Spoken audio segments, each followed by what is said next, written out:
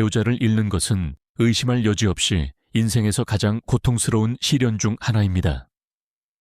그것은 슬픔의 무거운 짐뿐만 아니라 갑자기 쏟아지는 결정들로 당신의 주의를 요구합니다.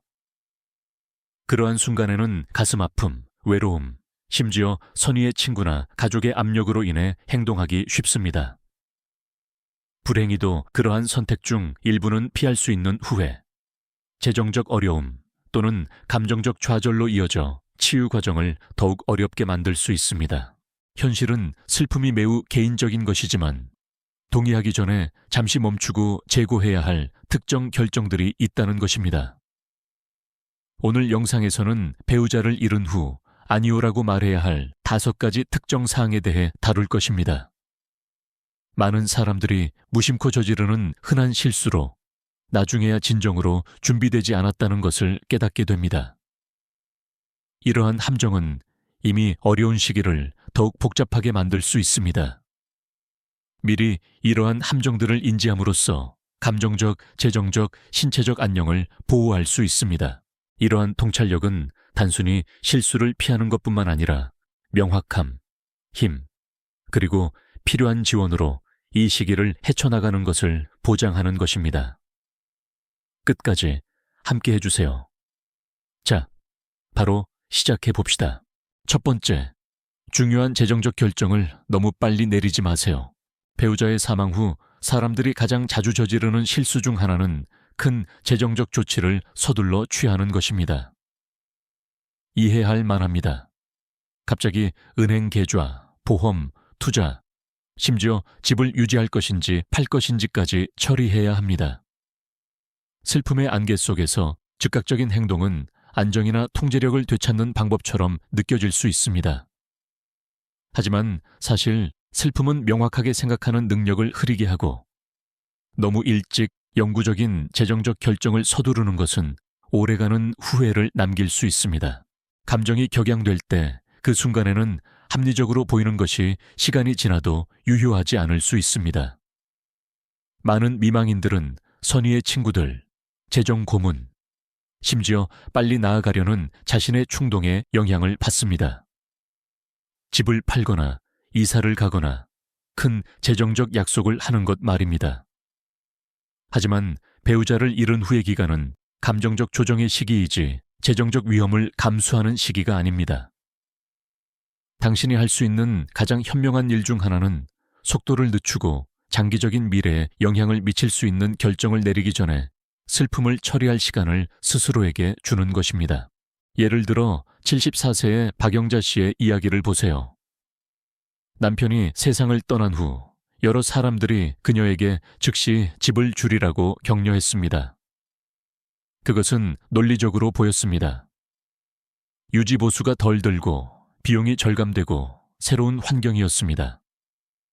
그래서 몇 달 안에 그녀는 40년 넘게 함께 살았던 집을 팔고 다른 동네의 더 작은 곳으로 이사했습니다. 하지만 상실의 초기 충격이 가라앉자 그녀는 두려움과 긴급함 때문에 행동했음을 깨달았습니다.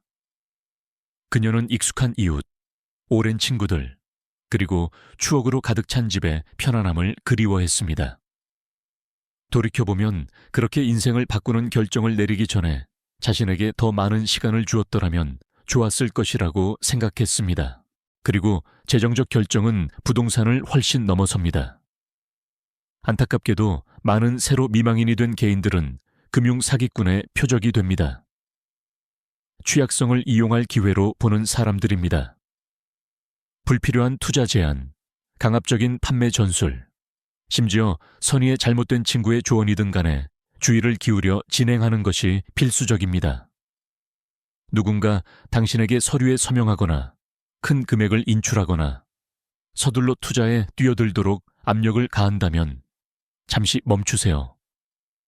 최고의 재정적 결정은 압력해서 내려지는 경우가 거의 없습니다. 또 다른 흔한 실수는 너무 일찍 돈이나 재산을 나눠주는 것입니다.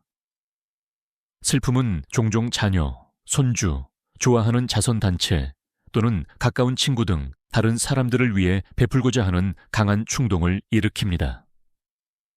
관대함은 칭찬할 만하지만 큰 금액을 분배하거나 자산을 조기에 나누는 것은 나중에 재정적으로 취약한 위치에 놓이게 할 수 있습니다. 지금은 할 수 있을 것 같아 보여도 나중에는 지속 가능하지 않을 수 있습니다.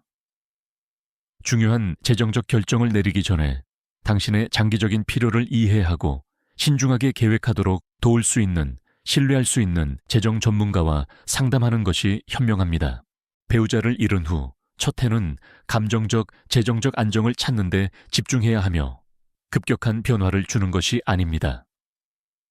많은 재정 전문가들은 1년 규칙을 권장하며 영구적인 재정적 결정을 내리기 전에 적어도 1년 동안 기다리도록 권합니다. 이렇게 하면 초기 슬픔의 물결이 가라앉고 더 맑은 마음으로 결정에 접근할 시간을 가질 수 있습니다. 배우자를 잃는 것은 이미 인생에서 가장 어려운 조정 중 하나입니다. 당신에게 필요한 마지막 것은 예방할 수 있었던 재정적 실수의 추가 부담입니다. 천천히 진행하고 신뢰할 수 있는 조언자에게 의지하고 서두를 필요가 없다는 것을 기억하세요. 최고의 결정은 슬픔이 아닌 명확함에서 나옵니다. 두 번째, 친구와 가족으로부터 자신을 단절시키는 것. 배우자를 잃은 후 고독을 갈망하는 것은 완전히 이해할 만합니다. 슬픔은 매우 개인적이며 때로는 고통을 처리하는 유일한 방법은 혼자 있는 것처럼 느껴집니다. 그러나 자신만의 시간을 갖는 것이 필요하더라도 사랑하는 사람들을 완전히 차단하는 것은 외로움을 심화시키고 치유 여정을 훨씬 더 어렵게 만들 수 있습니다. 많은 사람들이 스스로를 고립시키는 함정에 빠져들며 단지 더 많은 시간이 필요하다고 스스로를 설득합니다. 하지만 현실적으로 장기간의 고립은 종종 끊기 어려운 순환이 됩니다. 특히 상실의 시기에는 타인과의 연결이 감정적, 신체적 안녕에 중요한 역할을 합니다. 사람들이 장기간 동안 고립되면 슬픔, 불안, 심지어 신체 건강 문제의 감정이 고조될 수 있습니다. 연구에 따르면 장기간의 사회적 고립은 면역 체계를 약화시키고 혈압을 높이며 심지어 수명을 단축시킬 수 있습니다.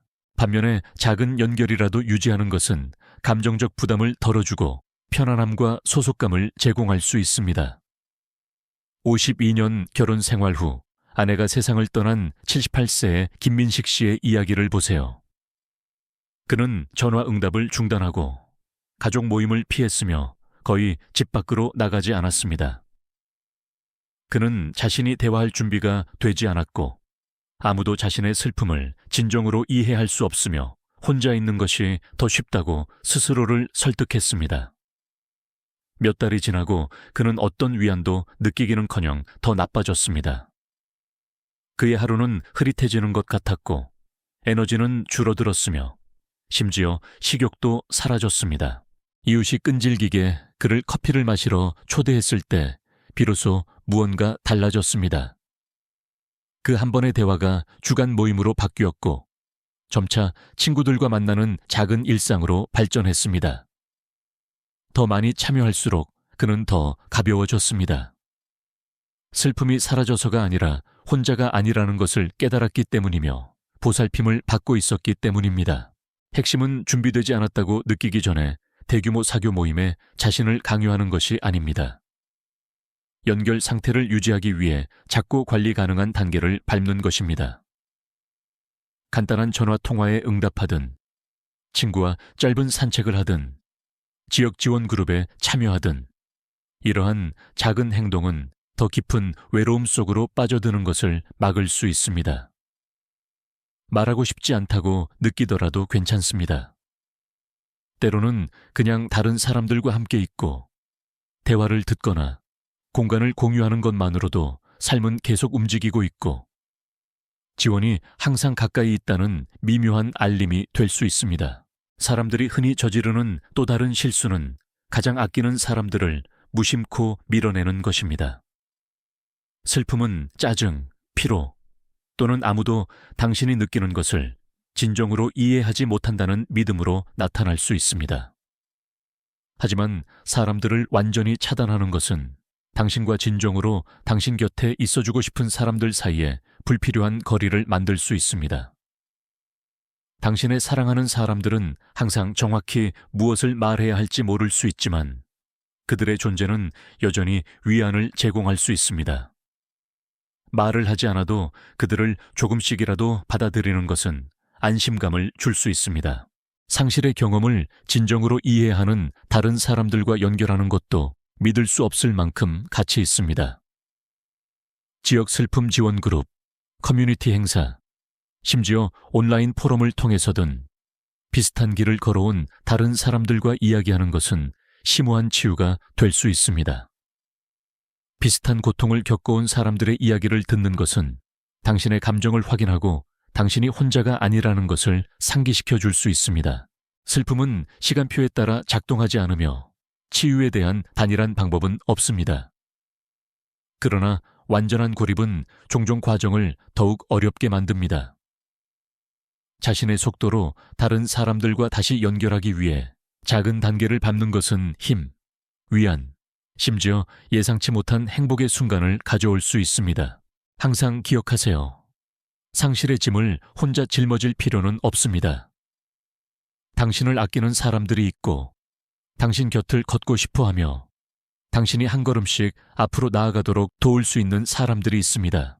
아직 여기에서 시청 중이며 이 통찰력이 도움이 된다면 댓글에 2번을 입력하여 함께하고 있다는 것을 알려주세요. 아직 구독하지 않으셨다면 구독 버튼을 누르고 알림을 켜서 앞으로의 영상을 놓치지 않도록 하는 것을 추천합니다. 여러분의 지원은 정보를 제공하고 여러분을 격려하기 위해 고안된 콘텐츠를 계속 생산하는 데 도움이 됩니다. 자, 계속 가보겠습니다. 3번째, 자신의 건강과 안녕을 소홀히 하는 것. 배우자가 세상을 떠났을 때 슬픔에 너무 압도되어 자신의 신체 건강을 간과하기 시작하는 것은 흔한 일입니다. 상실의 무게가 모든 것을 짓누르는 것처럼 느껴질 때 진료 약속을 거르거나 식사를 거르거나 일상적인 루틴을 놓치기 쉽습니다. 어떤 사람들은 자신을 돌보는 것에 대해 죄책감을 느끼기도 합니다. 마치 자신의 건강을 우선시하는 것이 사랑이나 애도의 깊이를 어떤 식으로든 줄이는 것처럼 말입니다. 하지만 사실 자신의 안녕을 소홀히 하는 것은 잃은 사람을 기리는 것이 아니라 앞으로 나아가는 것을 더 어렵게 만들 뿐입니다. 슬픔은 대부분의 사람들이 깨닫는 것보다 더 많은 방식으로 몸에 영향을 미칩니다.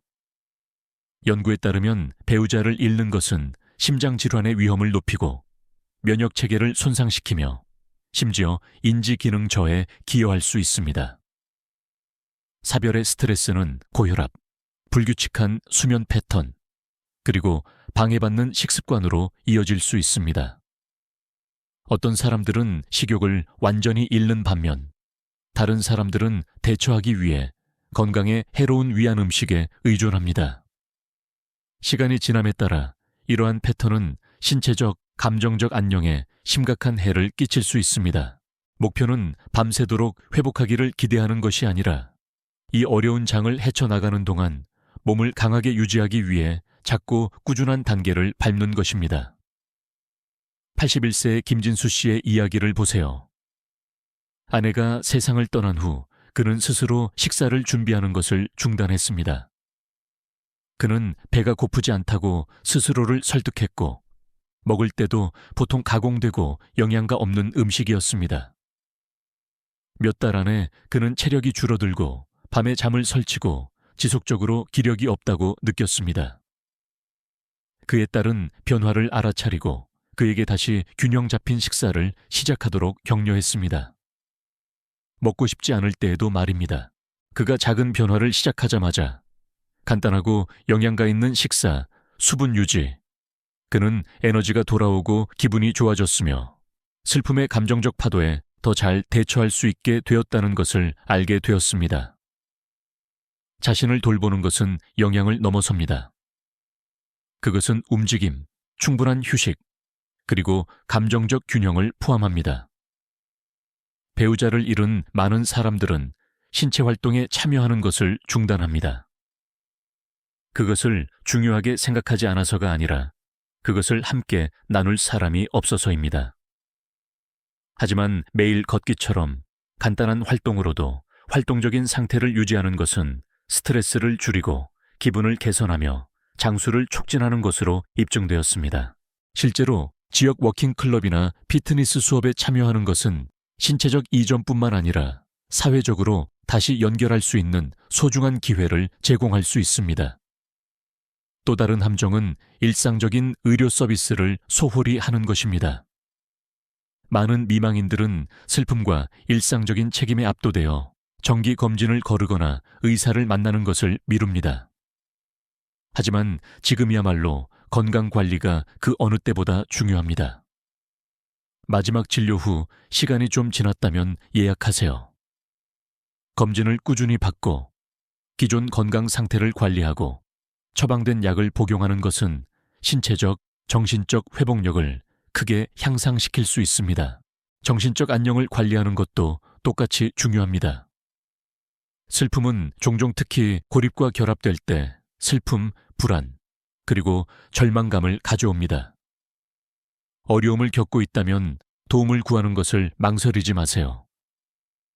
상담색에 이야기하거나 사별 지원 그룹에 참여하거나 심지어 신뢰할 수 있는 친구에게 털어놓는 것은 위안과 관점을 제공할 수 있습니다. 이 짐을 혼자 짊어질 필요는 없으며 도움을 구하는 것은 약점이 아니라 치유를 향한 강력한 단계입니다. 기억하세요. 당신의 배우자는 당신이 자신을 돌보기를 원했을 것입니다. 배우자의 기억을 기리는 것은 자신의 안녕을 소홀히 하는 것을 의미하지 않습니다. 그것은 평화, 힘, 심지어 기쁨의 순간을 경험할 수 있도록 계속 살아가는 것을 의미합니다. 슬퍼하는 것, 자신의 속도로 나아가는 것, 그리고 상실의 무거운 짐을 느끼는 것은 완벽하게 괜찮습니다. 하지만 그 모든 것 속에서도 당신의 건강과 행복이 여전히 중요하다는 것을 결코 잊지 마세요. 당신은 여전히 여기에 있으며 당신의 안녕은 보호할 가치가 있는 것입니다. 네 번째, 너무 빨리 새로운 관계에 뛰어드는 것. 배우자를 잃는 것은 채울 수 없을 것 같은 감정적 공허함을 만듭니다. 많은 사람들에게 뒤따르는 외로움은 슬픔의 가장 어려운 측면 중 하나이며 다시 교제를 찾는 생각은 그 아픔을 완화하는 유일한 방법처럼 보일 수 있습니다. 교제를 추구하는 것은 잘못된 것이 없지만 많은 미망인들이 저지르는 가장 흔한 실수 중 하나는 상실을 완전히 처리할 기회를 갖기도 전에 새로운 관계에 서둘러 뛰어드는 것입니다. 슬픔의 고통은 편안함과 안심에 대한 강한 욕구를 불러일으킬 수 있지만 너무 일찍 큰 낭만적인 결정에 뛰어드는 것은 종종 더 많은 가슴 아픔, 혼란 또는 후회로 이어질 수 있습니다. 슬픔은 정해진 시간표를 따르지 않으며 치유는 사람마다 다르게 보입니다. 어떤 사람들은 데이트를 고려하기 전에 몇 년이 걸릴 수도 있지만 다른 사람들은 훨씬 빨리 준비가 되었다고 느낍니다. 그러나 감정이 여전히 격해 있을 때 잘못된 이유로 관계를 시작할 위험은 증가합니다. 종종 개인들은 진정한 준비가 아니라 잃어버린 것을 대체하거나 외로움을 피하거나 고통을 무감각하게 할 필요성 때문에 파트너에게 끌립니다. 이런 식으로 시작된 관계는 강렬하게 시작될 수 있지만 지속적인 행복을 위해 필요한 기반이 부족한 경우가 많습니다. 예를 들어 72세의 김영희 씨의 이야기를 보세요. 거의 50년 동안 남편이 세상을 떠난 지 불과 몇 달 만에 그녀는 지인을 통해 누군가를 만났고 빠르게 새로운 관계에 빠져들었습니다. 처음에는 그녀에게 필요한 것, 즉 이야기할 사람, 함께 식사할 사람, 외로움을 덜어줄 사람처럼 보였습니다. 하지만 시간이 지남에 따라 그녀는 감정적으로 준비되지 않았다는 것을 깨달았습니다. 관계는 그녀가 편안하게 느꼈던 것보다 더 빠르게 진행되었고 곧 그녀는 진정으로 원하는 것과 일치하지 않는 무언가에 갇혀 있다고 느꼈습니다. 결국 그녀는 물러나 자신에게 집중하기로 결정했습니다. 돌이켜보면 그렇게 큰 약속을 하기 전에 치유할 시간을 더 가졌더라면 좋았을 것이라고 생각했습니다. 새로운 관계는 단지 슬픔에서 벗어나기 위한 방법이 아니라 진정한 연결과 준비에서 비롯되어야 합니다. 배우자와 함께 수년 또는 수십 년을 보낸 후 공유된 루틴, 습관, 추억은 깊이 뿌리 내립니다. 너무 일찍 새로운 관계에 들어가는 것은 불공평한 비교, 충족되지 않은 기대, 그리고 죄책감을 유발할 수 있습니다. 많은 미망인들은 앞으로 나아가고 싶다는 욕구와 잃어버린 사람의 기억을 배신하는 것처럼 느낀다는 생각 사이에서 갈등합니다. 이러한 감정은 완전히 자연스럽지만 새로운 것에 발을 들여놓기 전에 인식하고 신중하게 처리해야 합니다. 또 다른 중요한 우려는 해로운 의도를 가진 사람들에게 취약해질 위험입니다. 안타깝게도 슬픔에 잠긴 사람들을 먹이로 삼아 교제나 감정적 위안을 제공하여 그들을 조종하거나 이용하려는 사람들이 있습니다. 종종 금융 사기꾼이나 심지어 기회주의적인 지인들도 감정적으로 취약하고 연결을 갈망할 수 있다는 것을 알고 미망인이 된 노년층을 표적으로 삼습니다. 그렇기 때문에 직감을 믿고 신중하게 진행하는 것이 중요합니다. 누군가 당신에게 너무 빨리 진행하거나 중요한 재정적 결정을 내리거나 사랑하는 사람들과 고립되도록 압력을 가한다면 그것은 무시해서는 안 될 심각한 경고 신호입니다. 이것이 당신이 영원히 사랑이나 교제를 피해야 한다는 것을 의미하는 것은 아닙니다. 많은 미망인들은 나중에 삶에서 의미 있는 관계를 맺습니다. 하지만 가장 강하고 건강한 파트너십은 두 사람이 진정으로 준비되었을 때, 즉 필요함이 아닌 치유의 장소에서 선택할 때 발생합니다. 시간, 자성, 그리고 인내는 중요합니다. 새로운 관계를 추구하기 전에 완전히 슬퍼하고 결혼 생활 밖에서 자신이 누구인지 재발견하고 혼자 있는 것에서 평화를 찾는 시간을 갖는 것은 큰 차이를 만들 수 있습니다. 다시 데이트하기로 결정한다면 자신의 속도로 움직이고 파트너에게서 진정으로 무엇을 원하는지 성찰할 기회를 가지며 올바른 이유로 관계를 추구하고 있는지 확인하세요. 지도를 위해 신뢰할 수 있는 가족이나 친구에게 의지하고 다른 사람들의 의견에 압력을 받지 마세요. 너무 이르다고 믿든 아니면 혼자 지내야 한다고 믿든 선택은 전적으로 당신의 것입니다. 아직 여기에서 시청 중이며 이 통찰력이 도움이 된다면 댓글에 4번을 입력하여 함께하고 있다는 것을 알려주세요. 아직 구독하지 않으셨다면 구독 버튼을 누르고 알림을 켜서 앞으로의 영상을 놓치지 않도록 하는 것을 추천합니다. 여러분의 지원은 유익하고 격려적인 콘텐츠를 계속 생산하는 데 도움이 됩니다. 자, 계속합시다. 5번째, 모든 소유물을 놓아주지 않고 붙잡는 것. 배우자를 잃은 후 가장 감정적으로 어려운 작업 중 하나는 그들의 소지품을 어떻게 할지 결정하는 것입니다. 모든 물건은 소중한 추억과 연결되어 있고 그것들과 헤어진다는 생각만으로도 배우자를 다시 잃는 것처럼 느껴질 수 있습니다. 많은 미망인들은 이러한 어려움에 직면하여 옷까지, 개인 물품, 기념품 하나하나를 그대로 간직합니다. 무언가를 바꾸는 것이 함께 나눴던 삶을 지워버릴까 두려워합니다.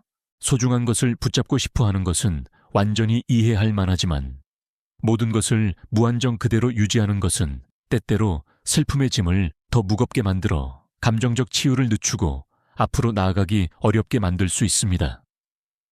소중한 물건 몇 가지를 간직하는 것은 완전히 자연스러운 일입니다. 모든 것을 버려야 한다는 규칙은 없습니다. 그러나 몇 년 동안 집 전체를 건드리지 않고 옷장을 그대로 두고 개인 물품을 제자리에 두는 것은 당신의 집을 위안의 원천이 아니라 슬픔의 성지로 만들 수 있습니다. 시간이 지남에 따라 이러한 끊임없는 알림은 평화를 제공하기보다는 당신의 삶의 다음 장을 받아들이는 것을 더 어렵게 만들 수 있습니다. 55년 동안 함께 살았던 아내가 세상을 떠난 76세의 박철민 씨의 경우를 보세요. 그는 아무것도 바꿀 엄두를 내지 못했습니다. 그녀의 신발은 문 옆에 그대로 있었고 그녀의 옷은 옷장에 건드리지 않고 걸려 있었으며 그녀가 마지막으로 앉았던 의자는 정확히 그 자리에 있었습니다.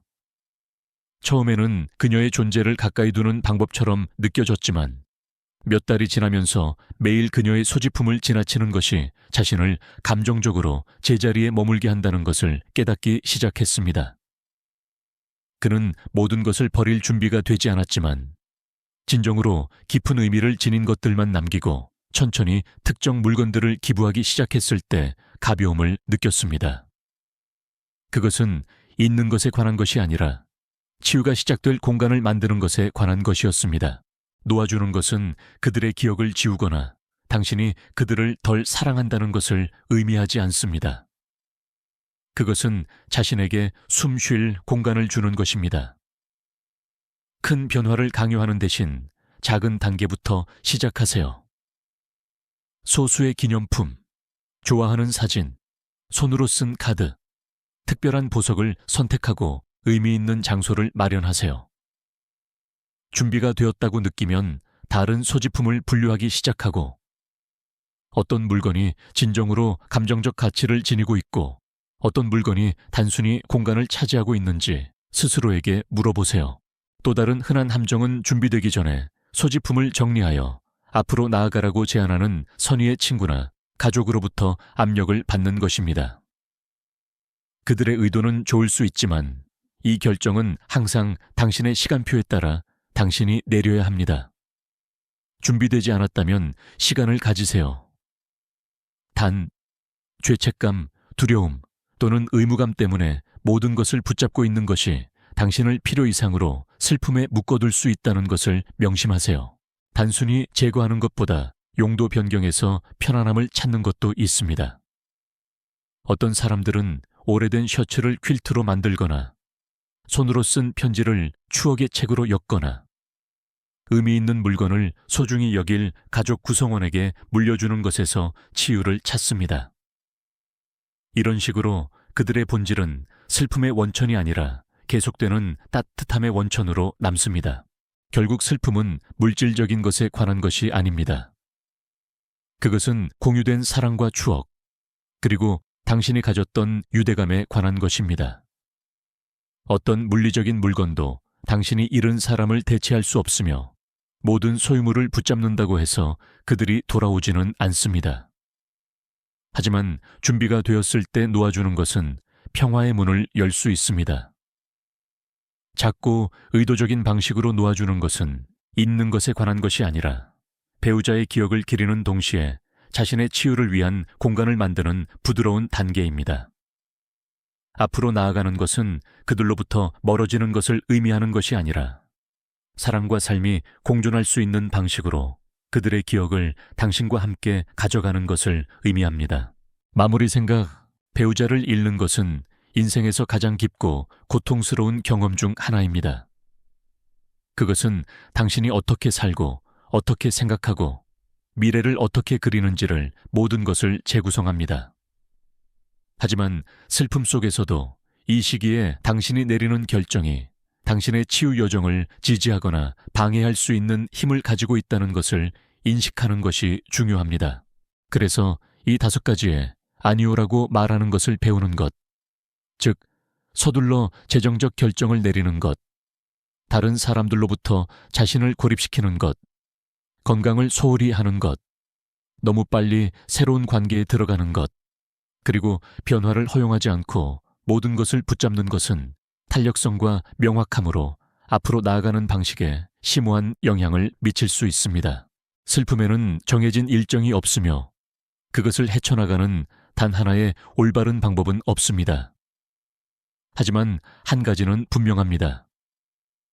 이러한 흔한 함정들을 피하는 것은 당신의 마음과 미래를 보호하는 방식으로 이 시기를 헤쳐나가도록 도울 수 있습니다. 치유는 있는 것을 의미하지 않습니다. 앞으로 나아가는 것은 배우자를 뒤에 남겨두는 것을 의미하지 않습니다.